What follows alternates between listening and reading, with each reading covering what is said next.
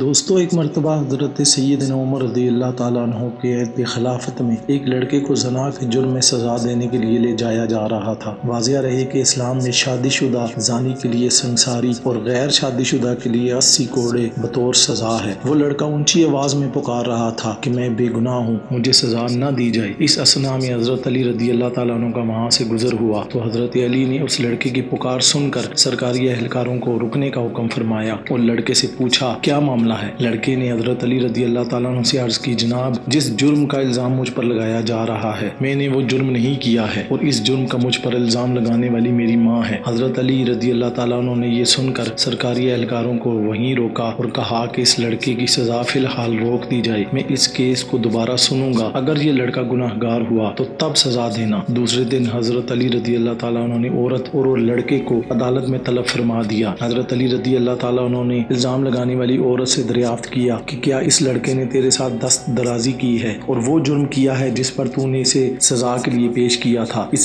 عورت نے اس بات میں سر ہلا دیا اور کہا ہاں۔ اس پر حضرت علی رضی اللہ تعالیٰ عنہ نے اپنا رخ لڑکے کی جانب موڑا اور اس سے پوچھا کہ یہ عورت تیری کیا لگتی ہے؟ اس نے کہا یہ عورت میری ماں ہے، جس پر عورت نے اس لڑکے کو بیٹا ماننے سے انکار کر دیا۔ اس عورت کے انکار پر معاملہ گمبھیر ہو گیا۔ فیصلہ سننے کے لیے لوگوں کا بڑا مجمع اکٹھا ہو چکا تھا۔ حضرت علی نے فرمایا تو اچھا ہے اے عورت، میں اس لڑکے کا تیرے ساتھ اتنے حق کے مہر کے بدلے نکاح کرتا ہوں۔ تو عورت چیخ اٹھی کہ علی، کیا کسی بیٹے کا ماں کے ساتھ نکاح ہو سکتا ہے؟ حضرت علی نے جواب فرمایا کہ تیرے اس دعوے کا کیا مطلب ہے؟ اس عورت نے جواب دیا کہ اے علی، یہ لڑکا تو واقعہ ہی میرا بیٹا ہے۔ اس پر سیدنا علی رضی اللہ تعالیٰ عنہ نے فرمایا کہ کیا کوئی بیٹا اپنی ماں کے ساتھ دست درازی کر سکتا ہے؟ عورت نے کہا ہرگز نہیں۔ تو حضرت علی نے پوچھا تو نے اپنے بیٹے کے اوپر ایسا گھٹیا الزام کیوں لگایا؟ عورت نے جواب دیا میری شادی ایک چھوٹی عمر میں امیر کبیر شخص سے ہوئی تھی، اس کی بہت زیادہ جائیداد تھی، یہ بچہ بھی کم سن دودھ پیتا ہی تھا کہ میرا شوہر مر گیا تو میرے بھائیوں نے مجھ سے کہا کہ یہ لڑکا تو اپنے باپ کی جائیداد کا وارث ہے، اس کو کہیں چھوڑ آؤ۔ میں اسے کسی آبادی میں چھوڑ آئی، ساری جائیداد میری اور بالآخر میرے بھائیوں کی ہو گئی۔ یہ لڑکا بڑا ہوا تو ماں کی محبت نے اس کے دل میں انگڑائی لی، یہ ماں کو تلاش کرتا میرے تک پہنچ گیا۔ میرے بھائیوں نے مجھے پھر ورغلایا کہ اس پر جھوٹا الزام لگا کر اس کی زندگی کا سانس ہمیشہ کے لیے ختم کر دیا جائے، تو میں نے اپنے بیٹے پر جھوٹا الزام اپنے بھائیوں کی باتوں میں آ کر لگایا اور دولت کی لالچ میں مجھے اندھا کر دیا، جبکہ حقیقت تو یہی ہے کہ یہ میرا بیٹا ہے، اس معاملے میں بالکل بے گناہ ہے۔ جب اس واقعہ کا علم امیر المومنین سیدنا عمر بن خطاب رضی اللہ تعالیٰ عنہ کو ہوا تو آپ نے فرمایا اگر آج علی نہ ہوتے تو عمر ہلاک ہو جاتا۔ اور دوستو،